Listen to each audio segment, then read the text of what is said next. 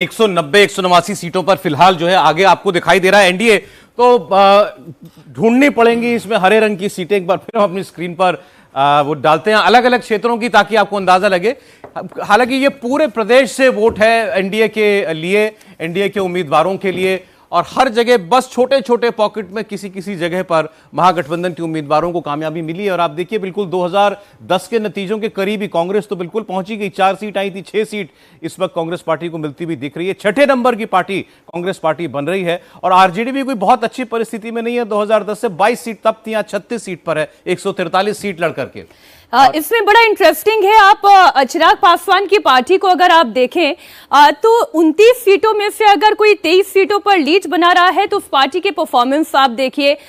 सुगौली से LJP lead करते हुए, गोविंदगंज की अगर आप बात करते हैं, इसके अलावा शिवहर की बेलसंड जो सीट है वहां से एलजेपी लीड कर रही है। सीतामढ़ी की अगर पार्टी की बात करें, सीतामढ़ी में बाजपट्टी जहां से आरएलएम चुनाव लड़ रही है।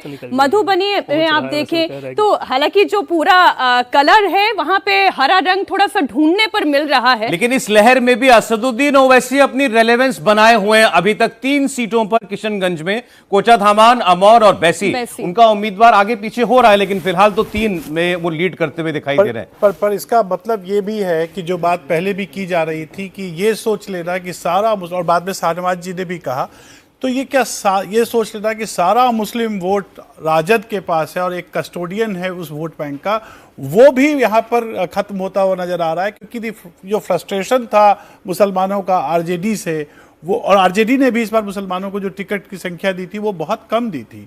तो उस हिसाब से ये जो कई मिथक बिहार के चुनाव में और ऐसे बिहार के बारे में कहा जाता था, वो खत्म होता नजर आ रहा है। क्योंकि ओवैसी का उस सीमांचल में आकर आरजेडी के वोट बैंक में सेध लगा देना, ये स्पष्ट, और ये तेजस्वी यादव का पीछे चलना ये इस बात का इंडिकेशन है कि ये नहीं मान के बैठिए कि सारा यादव हमें ही वोट करेगा, सारा मुसलमान हमें ही वोट करेगा, उनके पास दूसरा कोई ऑप्शन नहीं है।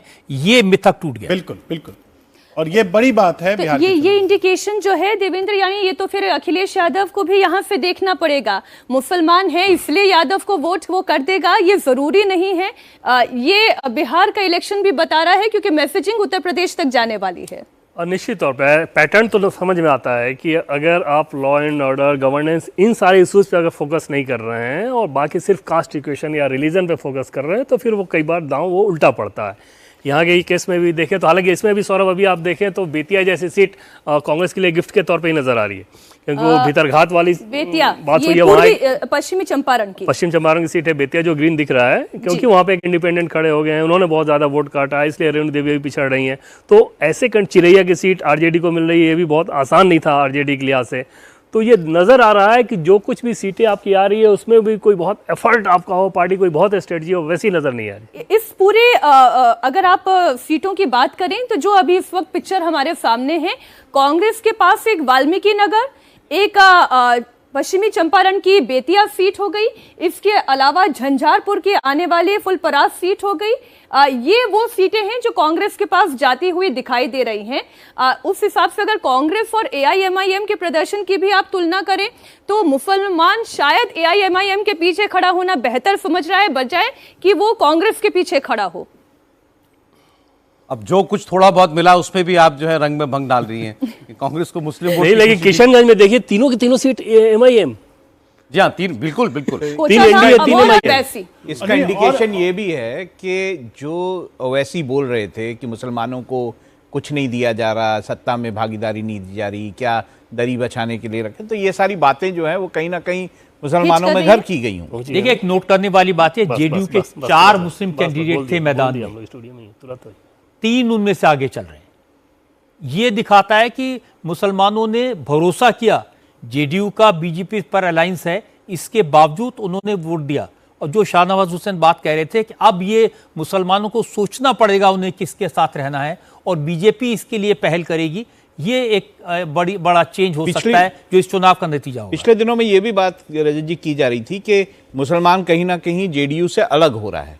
पिछले चुनावों में भी ये देखने को मिला था कि वो कम वोट कर रहा है, लेकिन अगर इस तरह से मुसलमान वोट कर रहा है जेडीयू के लिए, तो ये आगे आने वाले संकेत भी हैं कि मुसलमान कैसे। जब ये डेटा ज्यादा आएगा राहुल जी, तब देखना पड़ेगा। मुस्लिम महिलाओं के पास तो एक वजह थी कम से कम इधर वोट करने के लिए, वो जैसे और महिलाओं के खाते में पैसा गया, उनके खाते में भी पैसा गया। कुछ सर्वेज ने ये कहा भी कि मुस्लिम महिलाओं में एक रुझान जेडीयू की तरफ, खासकर जेडीयू की तरफ हो सकता है। अब एक बार जरा हम इसी टैली पे फिर से नजर अगर डालें, पूर्वी चंपारण, मधुबनी और सुपौल, ये 3 क्षेत्र ऐसे हैं जहां पर पूरी तरह से हम देख रहे हैं कि एनडीए की लहर दिखाई दे रही है। पूर्वी चंपारण में हरसिद्धि, गोविंदगंज, केसरिया, कल्याणपुर, पिपरा और मोतिहारी। इसके अलावा मधुबनी की बात करें तो हरलाखी, बेनीपट्टी, बिस्फी, मधुबनी, केवटी, जाले और सुपौल की निर्मली, पिपरा, सुपौल, त्रिवेणीगंज, छातापुर और सिंहेश्वर।